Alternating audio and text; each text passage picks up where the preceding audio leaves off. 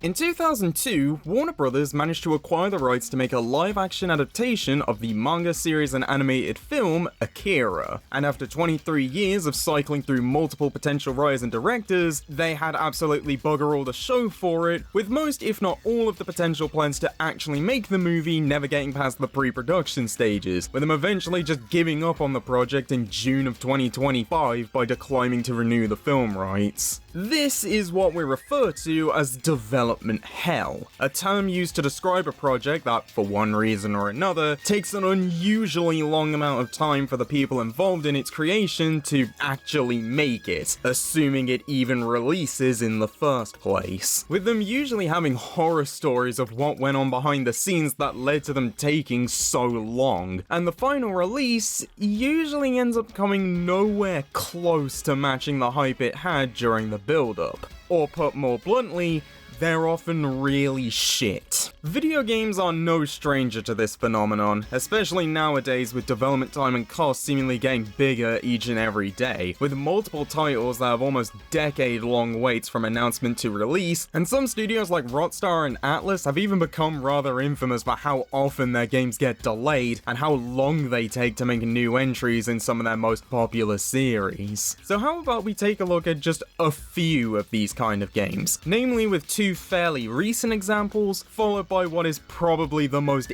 infamous case of this phenomena. Strap yourself in as I take you through the pits of development hell.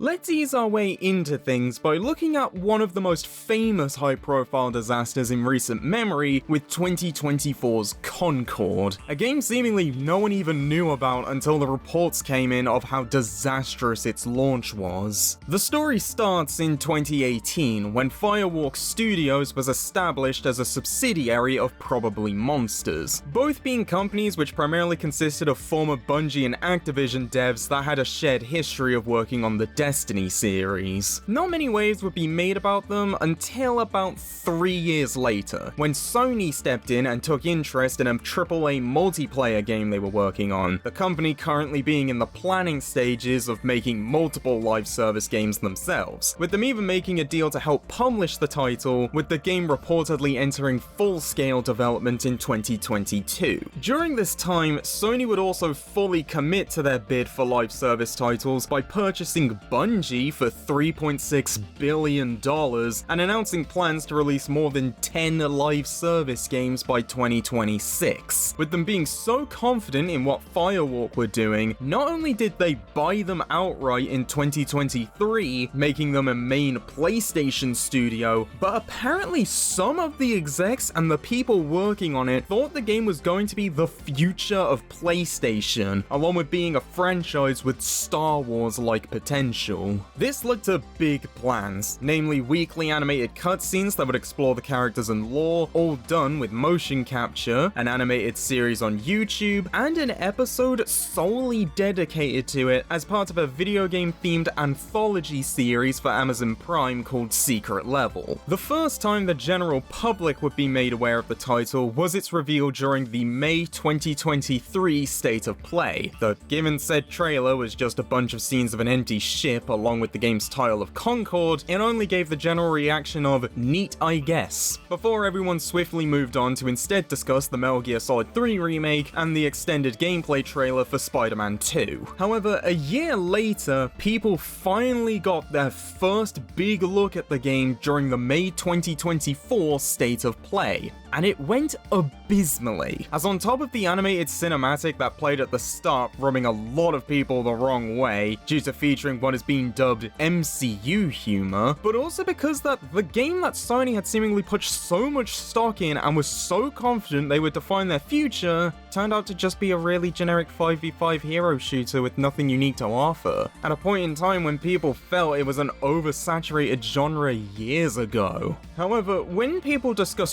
why this game left a bad impression, there's always one big key factor that has to be mentioned: the character designs, which at best were diet Guardians of the Galaxy, and at worst seemed to go against nearly every rule of basic character design, resulting in a roster in which the only one that wasn't universally hated was the yellow trash can robot. On top of that, not only was the game releasing that August, giving next to no time for any word of mouth to spread, but it also required a PSN account to even play on PC and would cost $40, even though the majority of its competitors are free to play. Prior to the game's launch, there was an open beta in July that anyone could join for free. Now, before I tell you how many people showed up, to give a point of comparison, Marvel Rivals had a closed beta that came out just a few days later and reached a concurrent player count of 52,000 on PC, according to Steam charts. Obviously, Steam chart numbers aren't perfect, as they don't tell you how many people have played it in total, just how many are playing at the same time, which in turn also makes it kinda useless for single-player games, plus it obviously can't tell you how many people are playing on console, but it can give you a rough idea of how popular a game is at a point in time. So keep that 52,000 figure in your mind when I tell you that the open beta for Concord, which again was completely free and anyone could join, had a maximum concurrent player count of 2,300. Again, that figure does not include anyone who played the game on PS5, but it sure as shit is not a good sign. When the game finally released on the 23rd of August, that player count on PC dropped to 697, with that figure going down even further to around 150 players after just 1 week. For a brand new AAA multiplayer-focused game, that is unfathomably bad, with estimates suggesting that during the game's launch window, it only sold around 25,000 copies, with 10,000 on Steam and 15,000 on PlayStation. On the 3rd of September, less than 2 weeks after the game launched, Sony announced they were shutting it down, refunding anyone who had a copy, with the servers officially closing on the 6th. And the following October, they would close the game for good and shut down Firewalk Studio, making Concord the second shortest living online game, only beaten by the Culling 2, which only lasted 8 days. It not even surviving long enough to see the release of its first season of content, or the secret level episode based on it, which released the following December.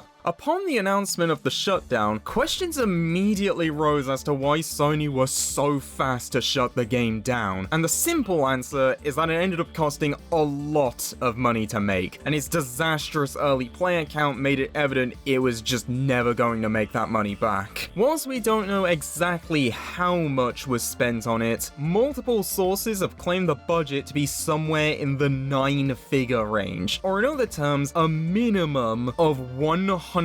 million,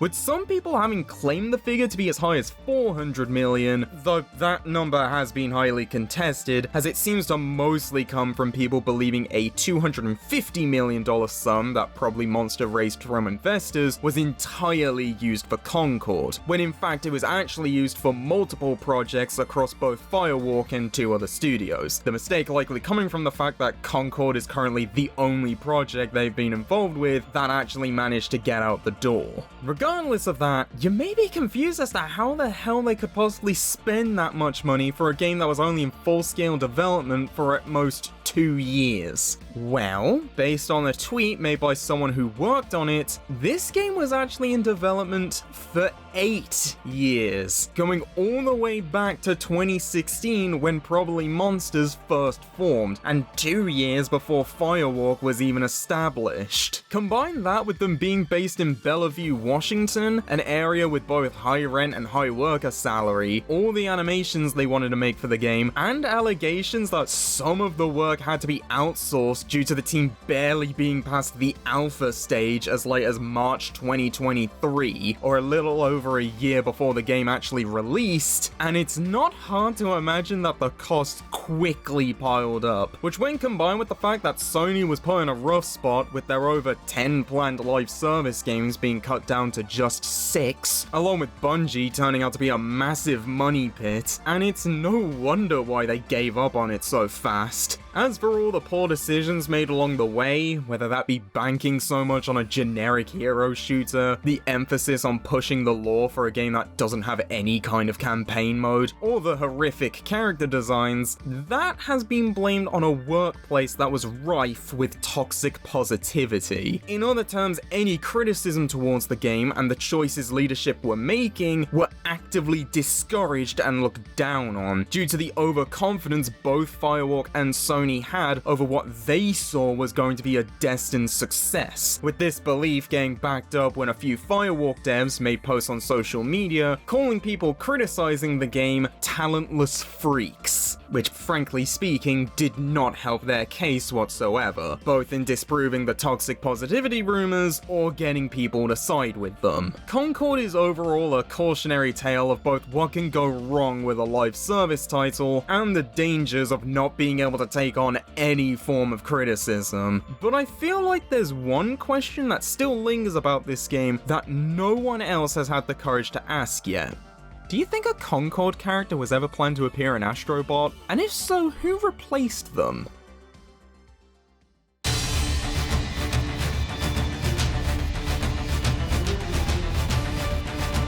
Now, Concord was a case where people didn't really know anything about it until it was already on its way to the grave. So how about we take a look at a similar high-profile disaster that was much more publicly known and also released in 2024, with Ubisoft's Skull and Bones, a pirate game that was arguably sinking before it even left port. Development of this game begun all the way back in 2013, with the work primarily being done by Ubisoft's Singapore studio, who at this point in time, their only credits were the Teenage Mutant Ninja Turtles Turtles in Time remake, co-developing Prince of Persia: The Forgotten Sands alongside Ubisoft Montreal, as well as being a support studio for Assassin's Creed 2 through 4 and Revelations, the title actually starting life as an expansion to Black Flag. Over time, this would then shift to being an MMO spin-off titled Black Flag Infinite, but after enough time passed to the point the initial tech for the game became outdated, it was then decided to just make it an original IP.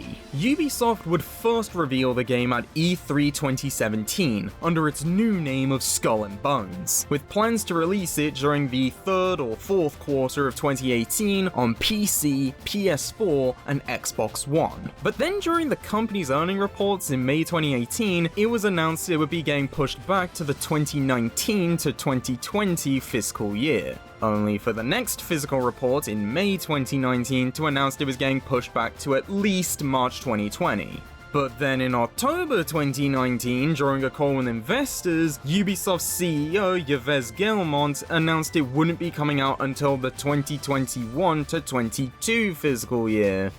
only for their earning reports in May 2021 to announce it was getting pushed back again to the 22 to 23 fiscal year. Later on, it would be discovered the reasoning behind these constant delays was that the game itself was constantly shifting in scale and scope, with there even being disagreements initially of both where it should even be set, going through the Caribbean and a fictional Hyperborea before eventually settling on East Africa and Southeast Asia, along with the gameplay being completely reworked, with styles ranging from focuses on naval exploration and combat to land-based survival inspired by games like Rust. The whole thing just reeking of mismanagement and a clear lack of direction. Combine that with the fact that Ubisoft Singapore was now getting assistance from upwards of 10 of Ubisoft's other studios, and you get a title that was taking forever to get anything done and was going way over budget, with a reported final cost of around $200 million. And thanks to some of that money coming from subsidies via the Singaporean government, Ubisoft weren't actually allowed to cancel the game and had to finish it, regardless of how long it took or how much they ended up spending on it. Skull and Bones would finally be given a more solid release date in July 2022, with it being scheduled to come out on the 8th of November, along with the PS4 and Xbox One versions getting cancelled in favor of PS5 and Xbox Series ports. Well, at least that was the case until September, when it was then announced that it was getting pushed back to the 9th of March 2023. And then the following January, it got delayed again, this time to the 2023 to 24 fiscal year. Though despite all of this, a closed beta for the title would launch in August 2023, and in October, it was announced the game would release in early 2024, with an actual final release date of the 16th of February getting revealed during the 2023 Game Awards. Now, after hearing all of that, you may be wondering, just how the hell were Ubisoft planning to make the decade-long development cost back? Well, on top of the usual practices of a battle pass, seasonal events, and an in-game store with premium currency, the game would cost $70 brand new. Ubisoft's justification for the rampant monetization and high price being that they believed Skull and Bones was a quadruple A game, effectively promising an experience better and more intricate than the standard AAA title. Upon its release, Skull and Bones was hit with mostly mixed reviews,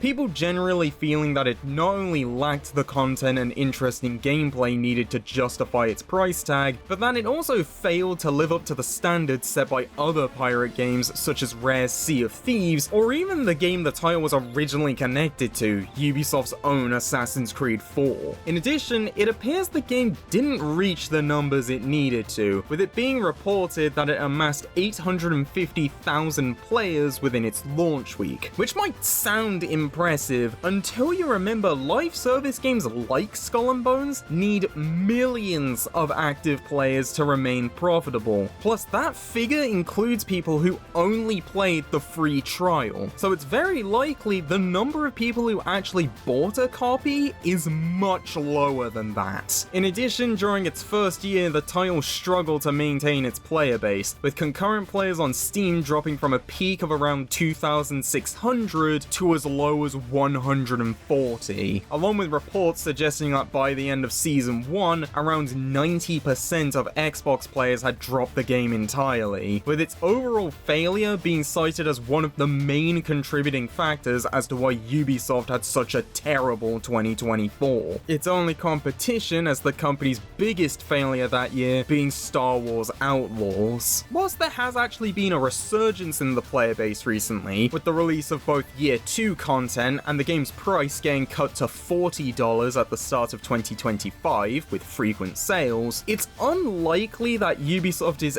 ever going to see its investment back. But hey, I guess having a small but dedicated audience is better than having nothing, so they should take what they can, especially given how bleak things seem to be for them.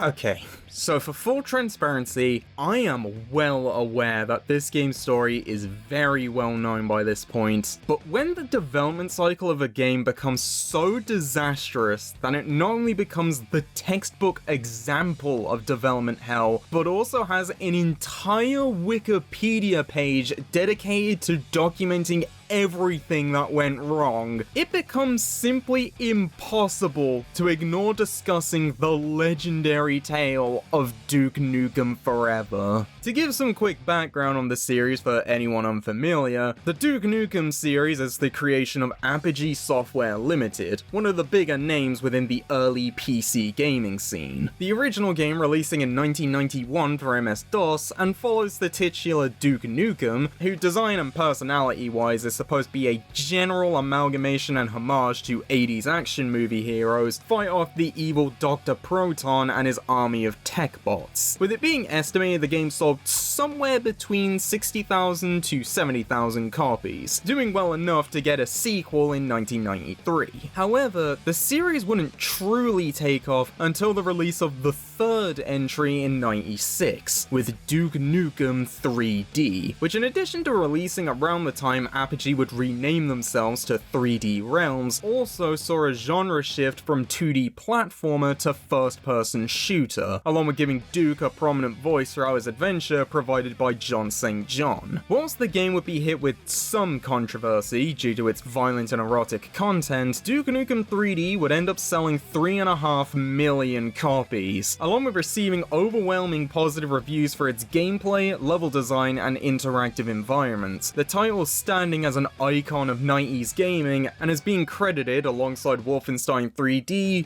Doom, and Quake for helping popularize the FPS genre. Based on that success, it's only natural that 3D Realms would want to capitalize on it. So in addition to greenlighting various spin-offs that would be made by other studios, they would get to work on a fourth entry titled Duke Nukem Forever. The game originally being a 2D platformer like the first two entries, before quickly pivoting to be another FPS like 3D, with it officially getting announced in 1997 with a planned release date of mid-98. Now when it came time to make the game, it was decided that instead of building a new engine, they would just license one, namely id Software's Quake 2 engine, as it was believed doing so would save time in the long run despite the high licensing costs. The one credited for this decision, and a lot of the other ones made later, being one George Broussard, one of the men credited for creating Duke Nukem, being an artist for the first game as well as producer for both 2 and 3D, with Forever seeing him take the reins as creative director.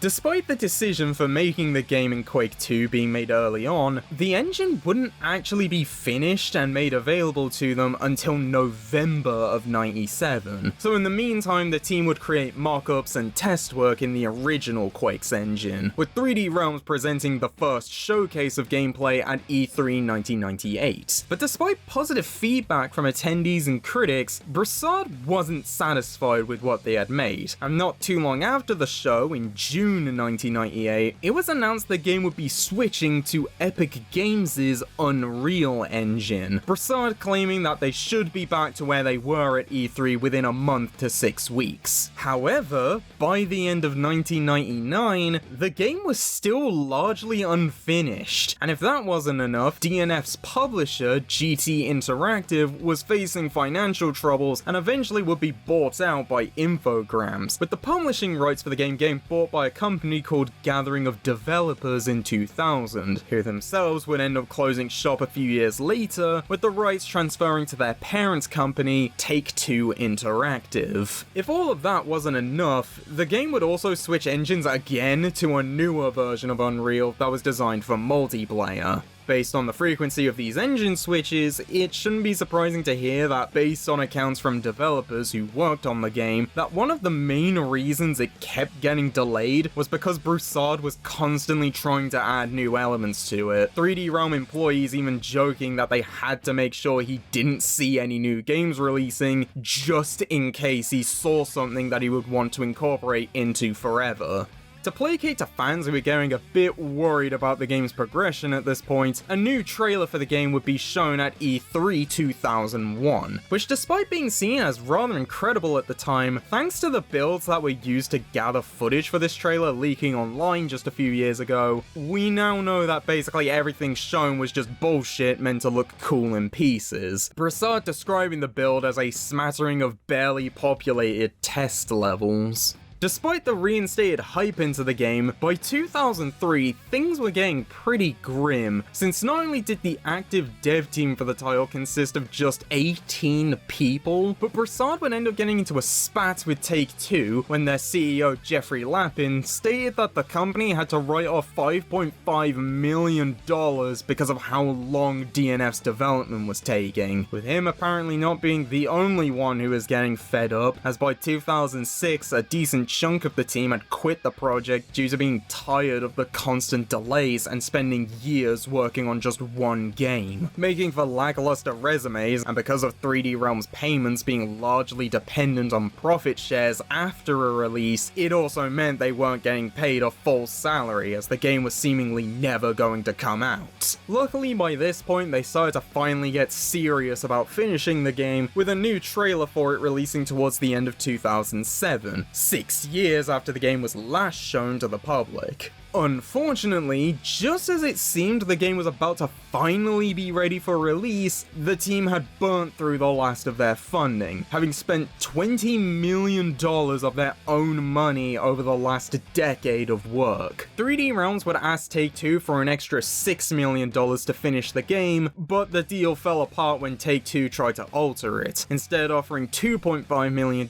up front, with another $2.5 million once work had been completed. On the 8th of May 2009, 3D Realms would lay off the entire DNF development team due to lack of funding, whilst Take-Two would retain the publishing rights with no intention of spending any more cash on it. In fact, Take-Two even tried to sue 3D Realms over their failure to actually finish the game, though it ended up getting settled and dismissed with prejudice in 2010. However, that's not to say the people involved had given up on the game completely, as 9 ex-employees would come together to continue working on the game in their own time in their houses, and eventually would form a new team under the name of Triptych Games, with that being part of the last step that would help the game finally be released. Namely, they ended up managing to strike a deal with Gearbox Software, whose co-founder and CEO Randy Pitchford actually used to work at 3D Realms, the agreement being that Gearbox would help them finish the game in exchange for ownership of the Duke Nukem IP, and from there the game would be re-announced with a playable demo at PAX 2010 and would finally release on the 10th of June 2011 for PC, PlayStation 3, and Xbox 360. So, on the plus side, they did eventually get the game out to the public.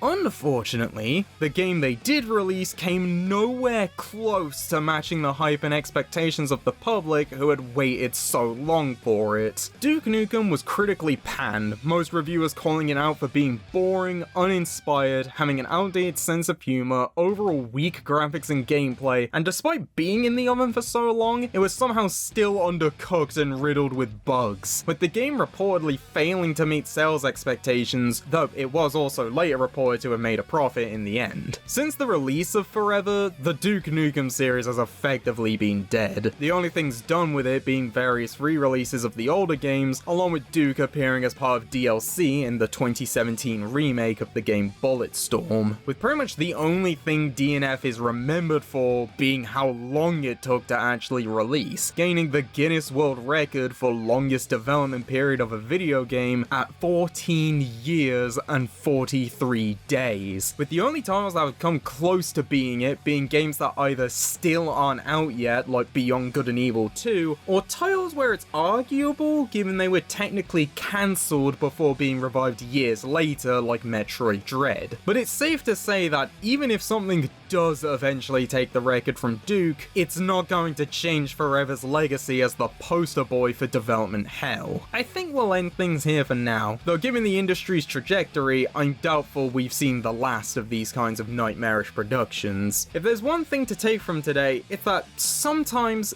the best thing you can do is to just stop, look back at your work, take everything in, and just ask a simple question. What the fuck are you even doing?